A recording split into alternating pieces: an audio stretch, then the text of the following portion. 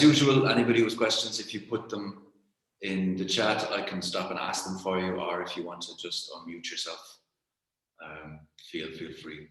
Okay, so we'd like to welcome you to this week's talk in the Non-Commutative Geometry and Topology seminar. Speaker is Volodymyr Mazorchuk from Uppsala University, Sweden, and he's talking about the category O and Bigrassmannian permutations and Verma modules. Okay, so please. Thank you very much. Thank you. Thank you very much for the opportunity to give a talk at this seminar. And I want to start it with saying that it's a joint work with my two co-authors, Han-Kyun Ko and Raphael Mugen, who both are postdocs at Uppsala University at this moment. And so I will tell you a story related to category O about one question which I got approximately a year ago about some very kind of technical question about category O. And when trying to dig up how to completely answer it, I discovered quite a lot of beautiful combinatorics. And this is the aim of this talk, is to try to share this combinatorics with you. Also, some parts of the talk I will try to introduce the objects I work with. They might feel a little bit technical, so there will be some nice combinatorial things which I believe would be understandable to general audience. Okay, so the talk will be mainly about category O, and let me just roughly describe what it is. So during the talk, I work with the special linear algebra SLN over complex numbers, and I fix its standard triangular decomposition into a direct sum of the strictly lower triangular matrices N minus, the diagonal matrices H, and strictly upper triangular matrices N plus.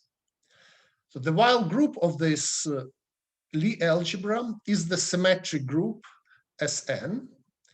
And associated to this triangular decomposition, we have the Bernstein-Gelfand-Gelfand category O, which consists of all finitely generated, H that diagonalizable, and UN plus locally finite modules.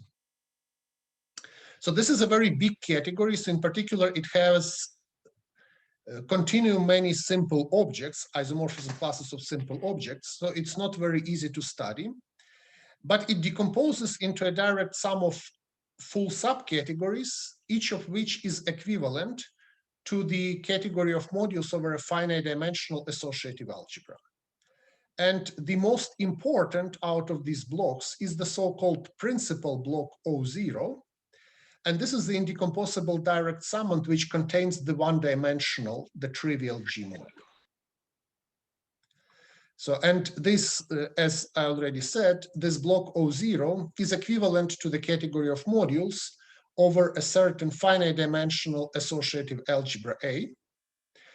This algebra is not very easy to describe, but somehow it exists. I will tell some more properties of this algebra shortly. So simple objects in this block O0 are in bijection with the elements of the Weil group, which is Sn in our situation. And so my convention to the element W in the Weil group, I associate the simple object which I denote by LW. And this simple object is the simple highest weight module with highest weight W dot 0. And this module LW is the quotient of the so-called Verma module delta W, which is defined as the universal highest weight module with highest weight W dot 0.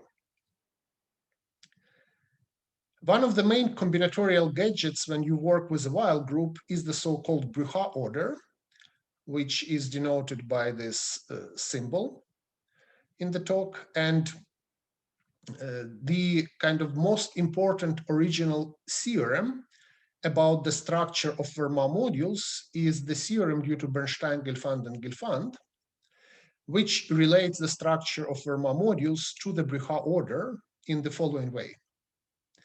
So it says, if you want to see which L lambda or which Ly can appear as a composition subquotient of some Verma module delta X. So this claim that Ly appears as a composition subquotient in some delta X is equivalent to the fact that X is Brucha less than or equal to Y. And it is also equivalent to the fact that delta Y is a submodule of delta X. So some basic structural properties of Verma modules, they are captured by the Brucha order on the Weil group. And one additional important property for us today is that, so this theorem, the third version says that delta Y is a submodule of delta X. For all X and Y, the dimension of the Hom space from delta Y to delta X is at most 1, and each non-zero homomorphism is injective. So in other words, if delta Y is a submodule of delta X, then this can be realized uniquely, globally uniquely. There is exactly one submodule of delta X, which is isomorphic to delta Y. If Y is Brucha bigger than X. Okay, so now we are more or less ready to start to formulate the original question. So let W be the longest element in the Weil group. So last summer, I got the following question from Sasha Orlik and Matthias Strauch. So they asked whether there exist two elements X and Y in the Weil group, which are Brucha related, so X is Brucha smaller than Y, and such that the first extension space from delta Y modulo delta W0 to delta X is non-zero. So some explanation. W0, the longest element in W, it's the maximum element with respect to the Brucha order. Because of the previous theorem, the corresponding module delta W0 is a submodule of any Verma module in our block. And the question was actually, so if we have X and Y which are Brucha related, so delta Y is a submodule of delta X, can we form an extension from delta Y modulo this delta W0 to delta X? So this was the question. And they computed that the answer is no in all ranks up to 2 for all the algebras, for all simple the algebras in ranks up to 2. So it took me some time to produce a counterexample for SL4. And so here is the counterexample without much explanation. So if you take S4 with simple reflections R, S, and T, then using some tricks, one can compute that if you take as X the element S and as Y the element S times W0, the whole point of the story is that this is a big enough type where SW0 is actually smaller than S, or Brucha bigger than S. So then you can prove that this extension is non-zero. So this is a kind of, I think, a negative answer to their questions. They hope that this will always be 0. And in this example, so this is example which is kind of sufficiently small. In this example, this quotient in the first argument, delta SW0 modulo delta W0, is actually the simple module for the index SW0. So this naturally led to the question, can one describe the first extension group from a simple module to a Verma module? And this is a question which I studied before in a very special case. So I want you to, I want to tell you this special case result. So in the while group, there is a standard function which is called, which tells you the lengths of the element, right? So if you have an element in the while group, you can write it in the minimal way, the product of simple reflections, and this gives you the lengths. So let's take the reduced lengths denoted by L overlined, or maybe the content. So this is a number of different simple reflections which appear in a reduced word for W. So in the lengths, we count all reflections with repetitions. For L overlined, we should count them without repetitions. And quite a long time ago, I actually proved that the dimension of the first X space from this simple Verma module LW0 to any Verma module delta X is given by the value of this overlined function at W0 times X. And if one compares this statement with what Orlik and Strauch originally asked, so they asked the situation which very specifically avoids it. So they want to kill this LW0. So their question was the exact orthogonal complement to the situation which I studied some time ago. And there is an important kind of explanation for why.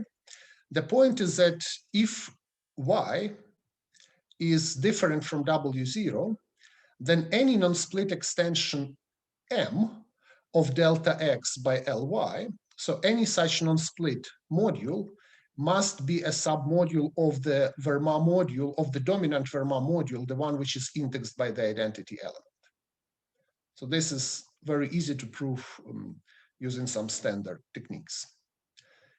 And then this led to the next natural question. So if you can realize it inside delta E, then in order to understand the new question, what you really need to find is what is the SOCL of delta E modulo the unique submodule of it, which is isomorphic to delta X.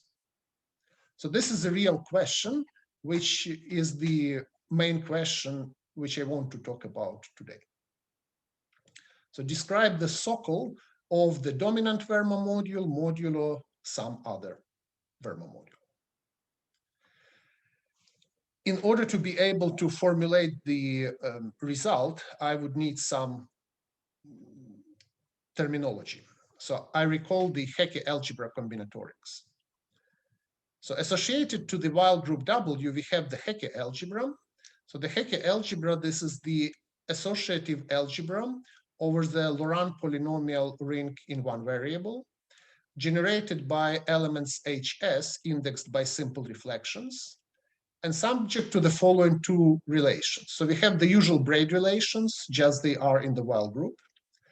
But then we deform the quadratic relation S square is equal to identity to the relation HS plus V times HS minus V inverse is equal to 0.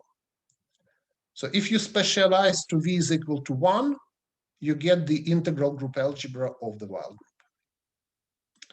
So this algebra has a standard basis indexed by elements in the while group. You take an element, write its reduced expression, and take the product of the generators along this expression. This gives you a basis. This algebra also has a natural involution, which is called the bar involution, which is uniquely defined by the properties that it sends V to V inverse and HS to its inverse. And notably, the main property of this involution, you cannot see it on the level of the group algebra. If you specialize this to V is equal to 1, you get the identity map. So go into the Hecke algebra, you get more interesting structure. And the most prominent statement about the about the Hecke algebra is existence of the so-called Kazhdan-Lustig basis. So it's a basis which is indexed by elements in W, and the corresponding element HW underlined is uniquely defined by the following two properties. First of all, it is self-dual with respect to the bar involution. And then, when you write this element as a linear combination of standard basis elements, you get HW with coefficient 1, and all other elements with coefficients which are genuine polynomials in V without constant term. And the celebrated Kazhdan-Lusztig polynomials are defined as coefficients in the transformation matrix between the standard basis and the Kazhdan-Lusztig basis. And the relevance of all this for category O is given by the Kazhdan-Lusztig conjecture, which was proved by Belinson-Bernstein and Brilinski and Kashivara, which says the following things. That, so you take the category O0, and it admits a Z-graded version. The Grothendieck group of that category is isomorphic to the Hecke algebra by sending the class of the Verma module to the element of the standard basis. And this isomorphism intertwines V with the graded shift. So under this isomorphism, the class of the projective module, the class of the indecomposable projective cover of LW, is sent to the element of the Kazhdan-Lusztig basis. So this is the Kazhdan-Lusztig conjecture, which is a theorem. Okay, and Kazhdan-Lusztig combinatorics, so this Kazhdan-Lusztig basis, can be used to define what is known as Kazhdan-Lusztig cells in the Weil group. So one consequence of the Kazhdan-Lusztig theorem is that all coefficients of Kazhdan-Lusztig polynomials are non-negative integers.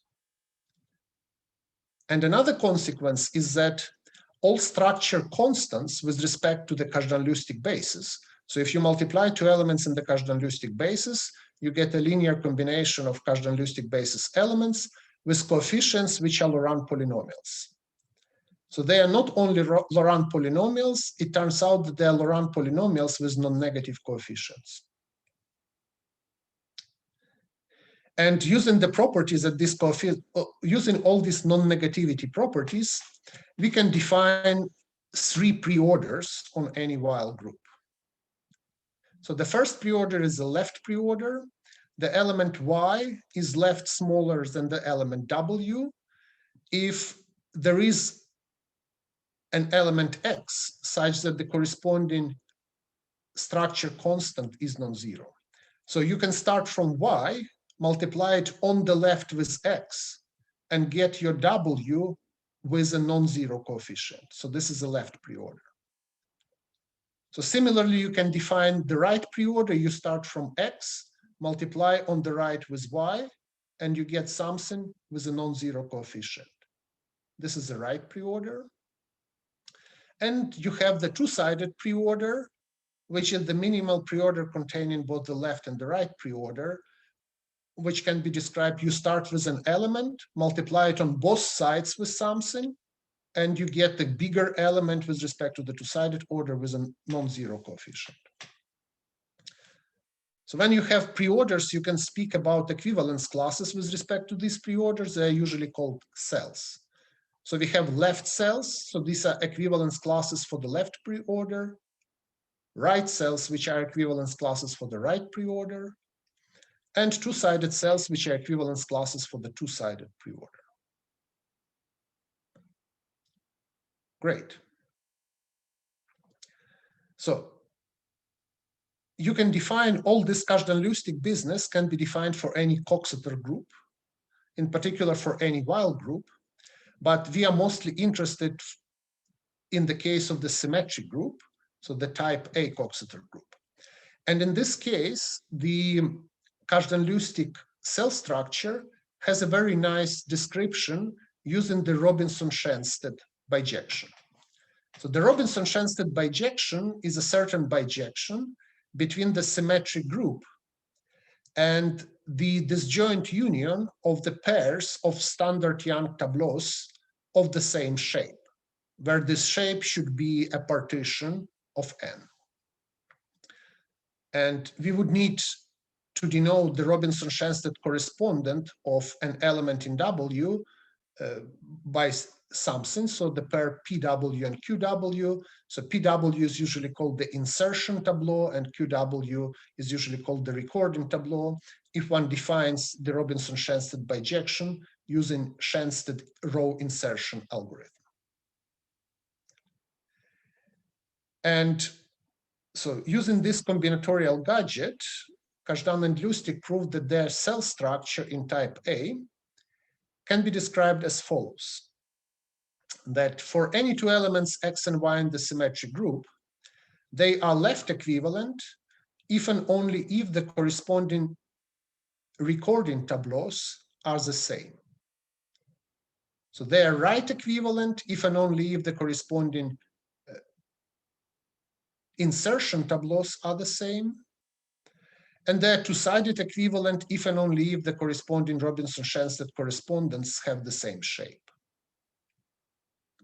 So this is a very nice combinatorial description of Kazhdan-Lustig cell combinatorics in type A.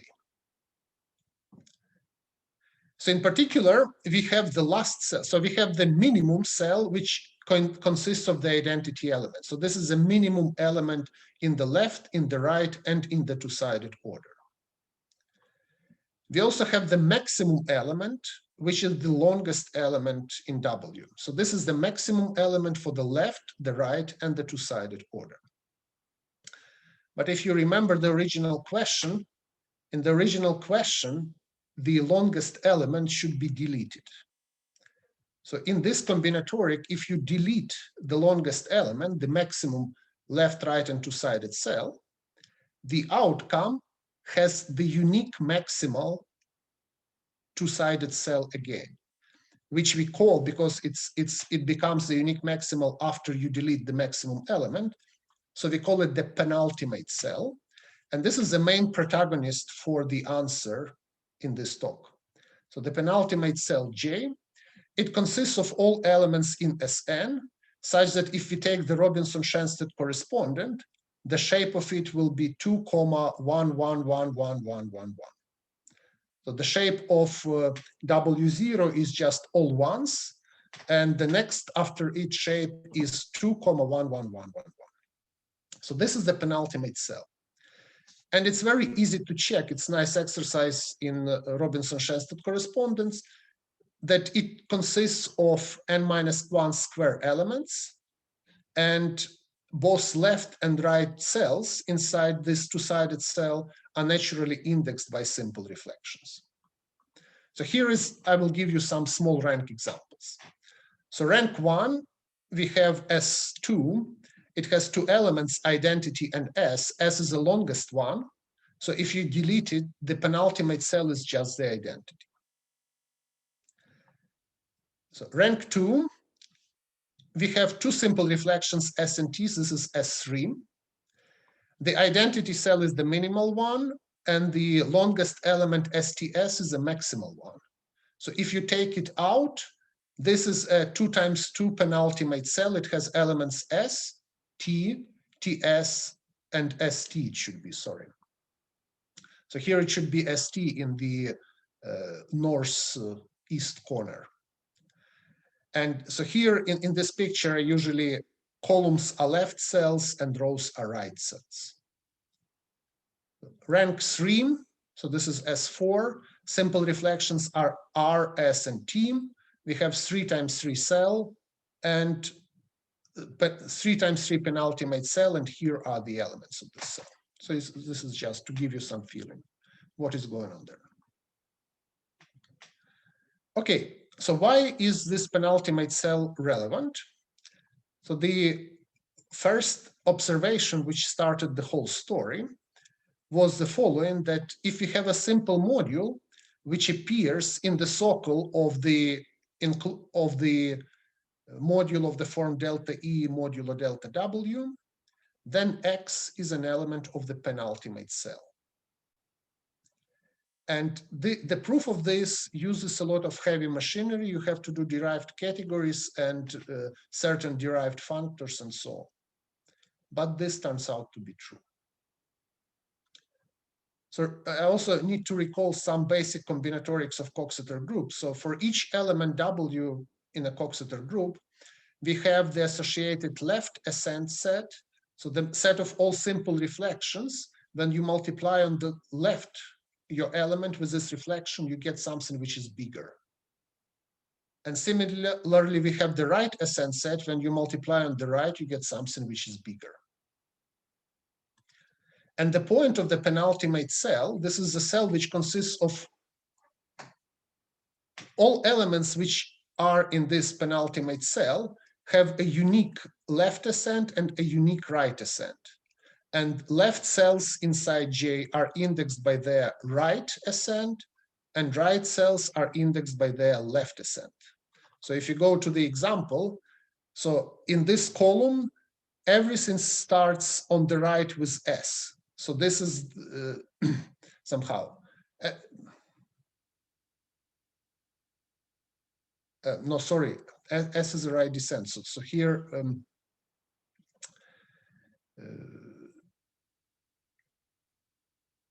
so in this column, the descent set on the right is S and T. So on the right ascent set here is R. Similarly, in this row, in the first row, the left ascent set is R.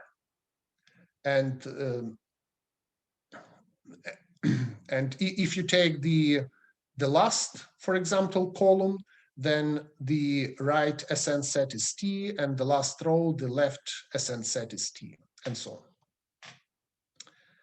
Okay, so in terms of this left and right ascent sets, we can do the following observation.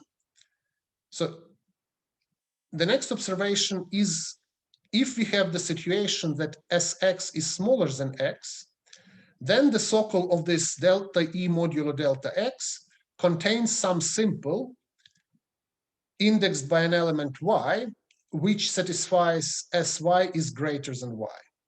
So if Sx is smaller than x and we factor x out, then we must get in the socle some y, which satisfies Sy is greater than y. And on the other side as well, if xs is smaller than x, then the socle contains some Ly with the properties that ys is greater than y. So this leads to the following thing. So similarly to ascents, we can also speak about the descent sets. So the simple reflections which make W shorter when you multiply on the left descent set, and simple reflection S, which makes W shorter when you multiply on the right descent set. And an element W in W is called Bigrassmannian, provided that both left descent set and the right descent set are singletons. And from the observation on the previous slide, one immediately gets that if we have an element W such that the quotient delta E modulo delta W has simple socle, then W must be Bigrassmannian. So this follows directly from this, looking at this observation. For simplicity of the socle, you must factor out something which is indexed by a Bigrassmannian element. And the most relevant property in the situation, in fact, is the fact that Bigrassmannian permutation in Sn are exactly the joint irreducible elements with respect to the Brugha order. But I will not use it here. So I can talk in type A for Sn, one can speak only in terms of the Bigrassmannian elements. But if one goes to other types, one needs to look at joint irreducible elements, and joint irreducibles are always Bigrassmannians, but not vice versa. Also, they coincide with in type A. Okay, so here is an SL3 example of this. So for SL3, the symmetric group S3 has 6 elements: identity, S, T, ST, TS, and the longest element, W0, which is STS or TST. And the Bigrassmannian elements are in the magenta color here. So here is a picture which gives you the Loewi structure of Verma modules. So we have the dominant Verma module, which has its simple on top, and then S and T, and then ST and TS simples, and the W0 simple in the socle. So here we have a submodule generated by S. So it's a Verma module for S. The submodule generated by T. So this is a Verma module for T. So for ST, TS, and the Verma module for W0 is simple. So these are Loewy filtrations of, or radical or Sokal filtrations of Verma modules for ST. So what I want to do now, I want to take the dominant Verma module delta E and kill in it all the Verma submodules one after one. So if I start from delta E and kill delta E, of course I get 0. So here we have the picture where everything is supposed to be in gray. So this is, we get the quotient is a 0 module, there is no Sokal, the Sokal is 0, so it's not simple, 0 module is not simple. So if we take the picture of delta E and kill delta S, what remains is E and T is a simple Sokal. So if you factor out delta S, you have T as a simple Sokal. If you factor out delta T, you have S as a simple Sokal. If you factor out ST, you see that you have TS as a simple Sokal. So if you factor out TS, you have ST as a simple Sokal. And if you factor out W0, your Sokal has both ST and TS, so it's not simple anymore. And one should again take a look that E and W are exactly the non-Bigrassmannian cases, and this is exactly when you get that the Sokal of this quotient is not simple. Okay, so now I want to talk a little bit about combinatorics of Kazhdan-Lusztig polynomials for the penultimate cell. Kazhdan-Lusztig polynomials are important because they describe multiplicities of simple modules in Verma modules. So the coefficients of Kazhdan-Lusztig polynomials, they describe graded multiplicities of simples in Verma modules. So when we understood that the important thing for our question is the penultimate cell, and since we work inside the dominant Verma module, our first question was, can we describe Kazhdan-Lusztig polynomials from the identity to elements in the penultimate cell? And after some computer computation, this is what we got. So this is rank 1, rank 2, rank 3, and rank 4. So our penultimate cell is n-1 times n-1. And what you see here are the Kazhdan-Lusztig polynomials from the identity element to the element in the penultimate cell. And I also, for convenience, so here is the length of the W0. So it's 1 here, 3 here, 6 here, and 10 here. And somehow one needs to spot the exercises to spot the pattern. And here is a hint for the exercise. If you rearrange the coefficients of these polynomials on a picture, so in 3D, you will get this kind of tetrahedra. So the first case just gives you a point, and then for the second case, if you put the v on top and v square in the bottom, you will get such a tetrahedron. So the coefficients here can be rearranged into dots of the tetrahedron in the middle, and the coefficients here can be rearranged into dots of the tetrahedron here. And these tetrahedra, they give you the correct description of what kind of simple subquotient, where the corresponding simple subquotients appear in the dominant Verma module. So after we noticed this, we asked the question, can this be the correct pattern? And the main observation is that this pattern continues. And in particular, if you take the sum of the evaluation at 1 of all Kazhdan-Lusztig polynomials indexed by the elements in the penultimate cell, the outcome will be the tetrahedral number n plus 1 and plus 2 divided by 6, simply because you can rearrange those points in a tetrahedron.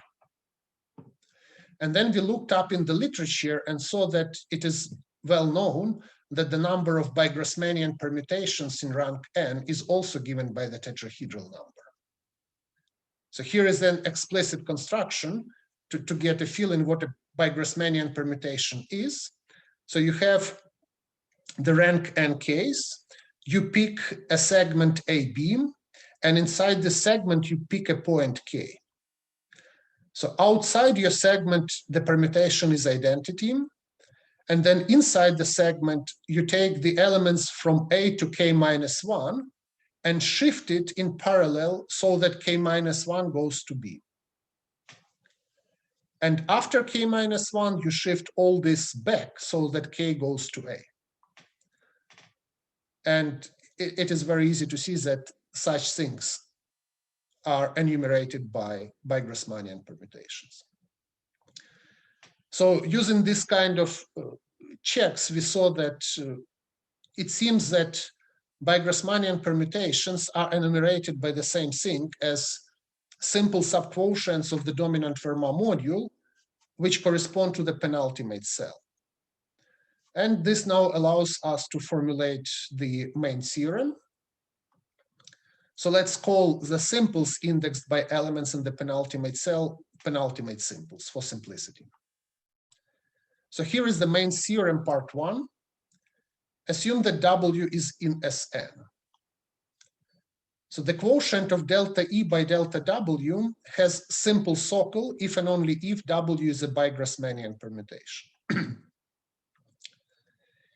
And the correspondence, when you take the element W and map it to the SOCL of this quotient, so this correspondence is a bijection from the set of all Bigrassmannian elements in Sn and the set of all penultimate subquotients of delta E. So this was kind of strongly suggested by the numerical observation of the previous slide. So if you consider, so Bigrassmannian permutations, they have singleton left and right descents.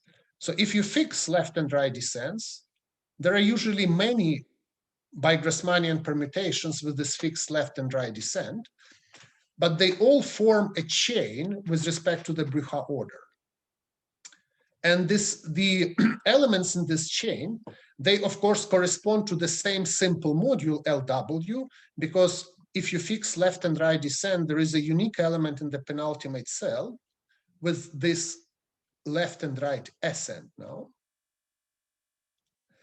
But these subquotients and LW, they appear as subquotients in the graded module delta E in different degrees. So this corresponds, if you look at this picture, so there are vertical lines here. And so, for example, in this picture, there is a vertical line which contains this element 2 to 3 and the element 2 to 5. So this corresponds, 3 comes from this V3 here and 5 comes from V5, V to the power 5. Okay, so this is the main theorem part 1. Bigrassmannians are in bijection with simple subquotients for the penultimate cell. The general case, so what happens for arbitrary W, which is not necessarily Bigrassmannian? Take now any W in Sn, then the SOCL of delta E modulo delta W, it corresponds under the bijection from the first part of the theorem to the Brucha maximal Bigrassmannian elements in the set of all elements in our Sn that are Brucha smaller than or equal to W. So you take W, you take the lower order ideal, and in that ideal, you look for the Bigrassmannian elements which are maximal. So these describe you the SOCL of the quotient delta E modulo delta W. So using these theorems, we can answer our main question about the extension. So if we have two elements in Sn such that X is not W0, then the dimension of the first X space from Lx to delta W is at most 1. Moreover, it is exactly 1 if and only if X corresponds under our bijection to a Bruchá maximal Bigrassmannian element in the set of all elements which are Bruchá smaller than or equal to W. So such extension is possible only if X is a Bruchá maximal Bigrassmannian in the lower order ideal generated by W, which is a basically complete solution of the original question. Okay, and now the question is,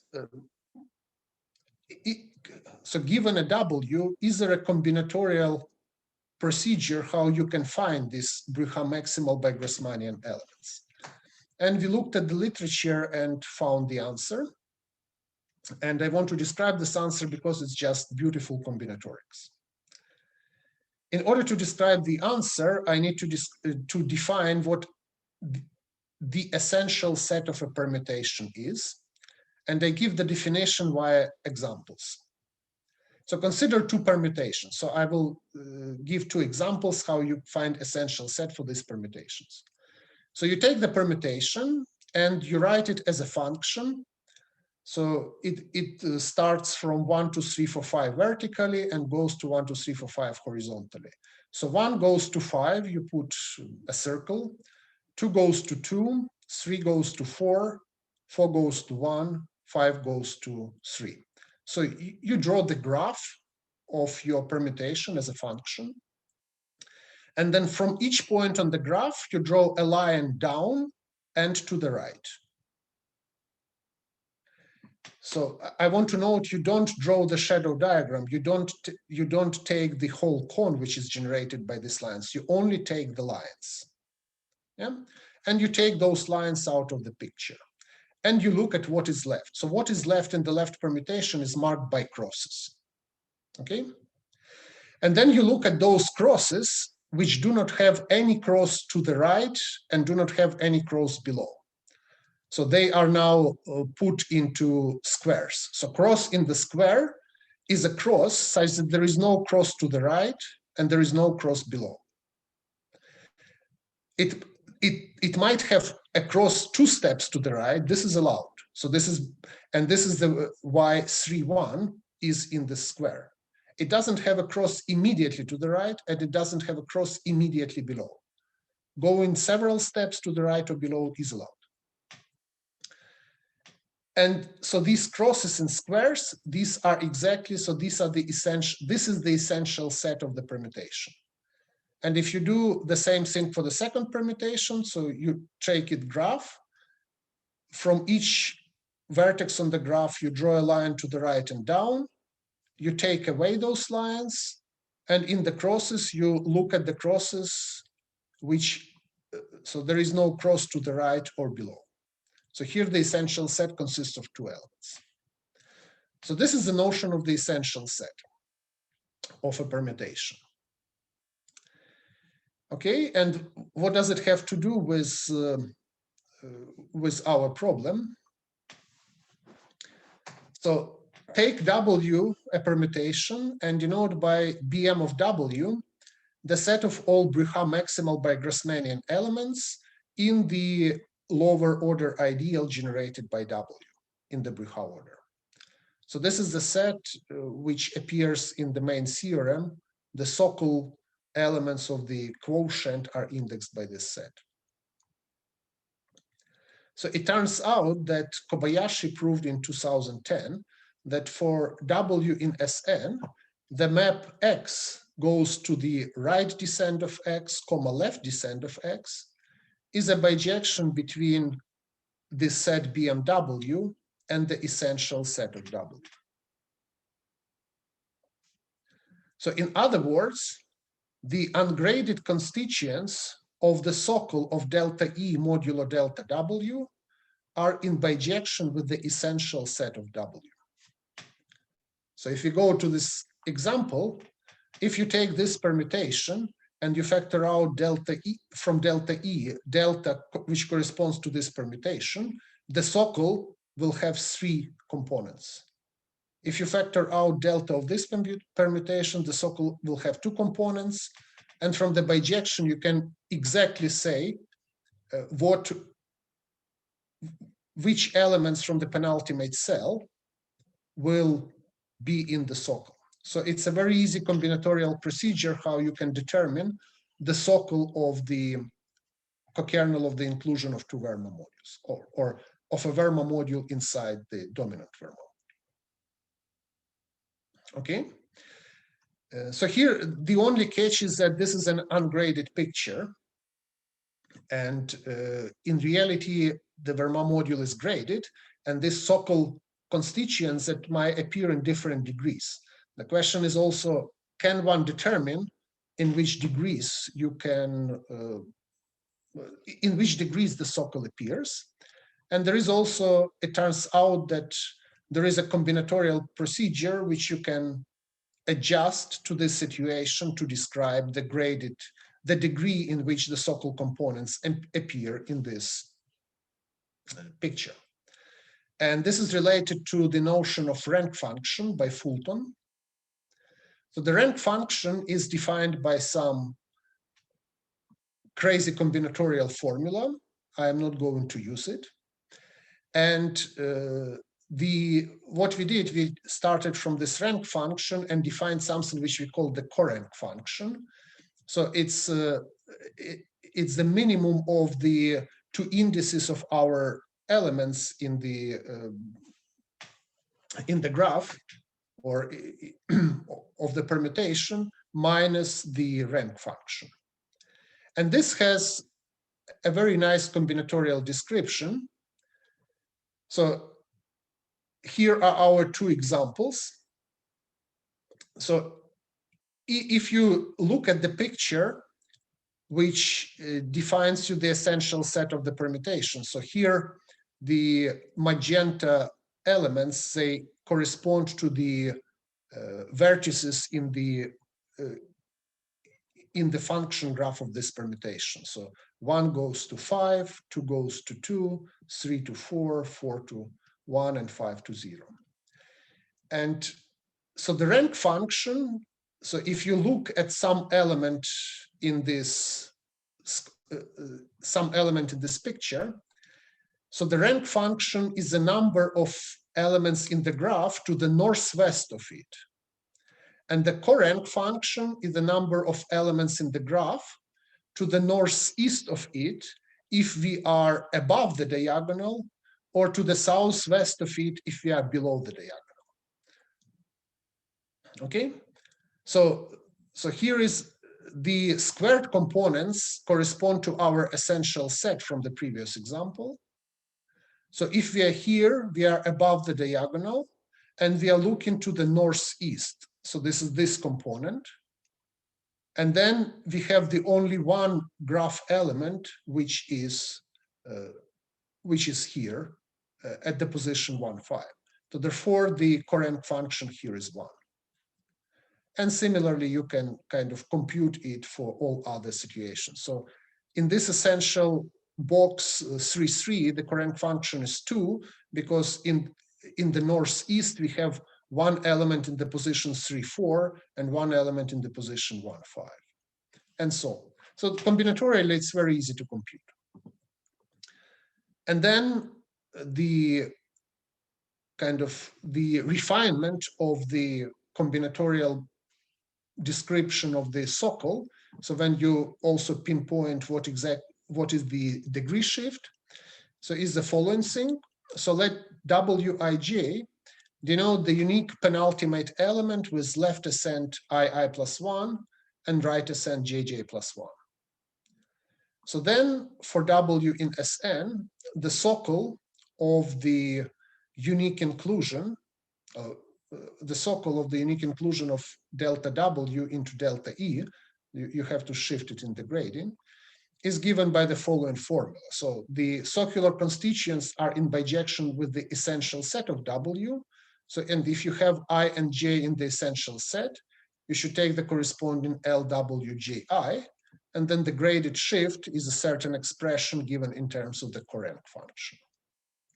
So which gives us the complete combinatorial answer for the original program. And then you can kind of draw some, you can write some computer programs which produce nice pictures. So here is a nice example. For n is equal to 4, So what is left if you take WE and factor out delta W, where W is S1, S2, S1. This is the first example. S1, S2, S3, the second example, and S2, S1, S2, S3, S1, the third example. So we have our tetrahedron. So it tells us potential places where the elements of the penultimate cell live in the dominant Verma module. And then when you take away what is inside delta W, so the solid picture is what is left, and the red dots correspond to the Sokal constituents. So the first element, S1, S2, S1, is not Bigrassmannian because it's equal to S2, S1, S2. So you have both S1 and S2 in the left descent and the right descent set. So it's not Bigrassmannian, so the Sokal is not simple. The second element is Bigrassmannian. So the Sokal is simple. It's this red point in the corner. And the third element is again not Bigrassmannian because S1 and S3, they commute. So the right descent here is not a singleton. The left descent is a singleton, but the right descent is not. So this is not Bigrassmannian, and then you have two components in the Sokal, which you can see in the picture. And so you can write computer programs which give you these results using the combinatorial descriptions in quite a nice way. Okay, so this is what I wanted to tell you today. Thank you very much for your attention.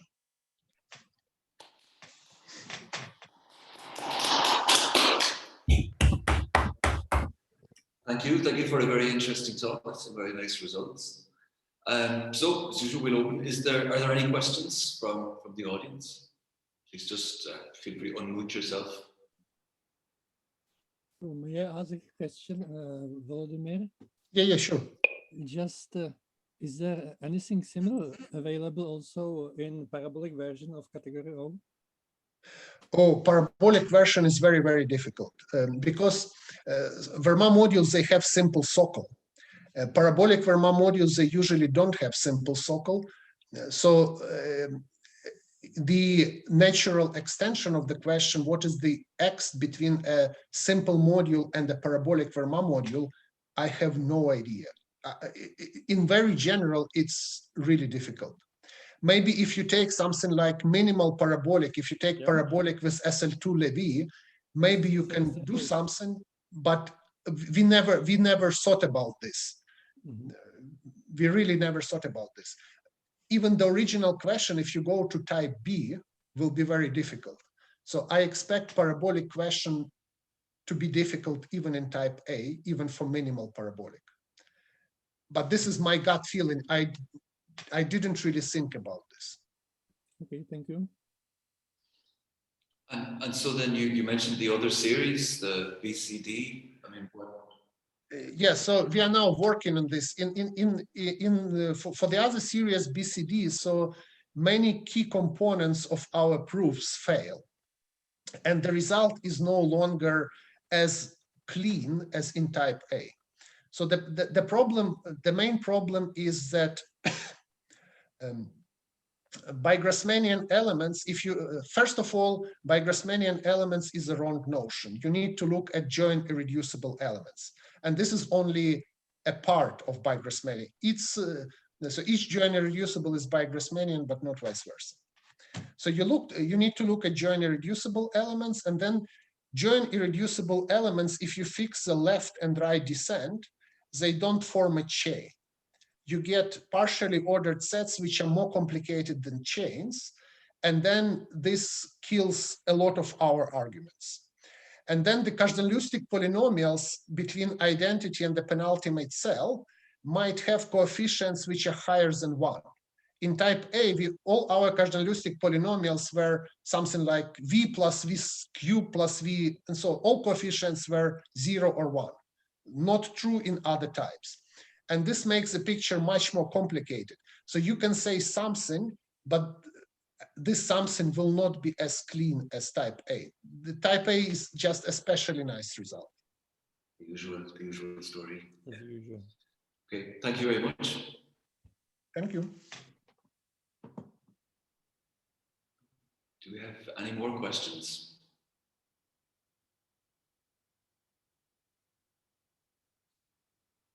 No. Okay, it appears not to be the case. So we thank you once again for a very nice talk. Thank you. Thank you very much. So before everybody goes, we'd like to advertise next week's talk, which I will find in 1 second.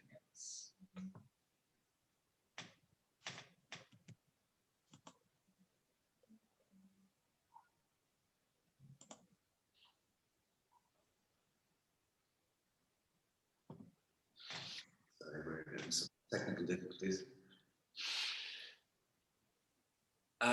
Yes, so next week's talk is Jacopo Bassi. It's going to be separable boundaries for non-hyperbolic groups, back to the more C-star algebraic side of the seminar, but hopefully we'll see you all there. So, okay, thank you again for coming.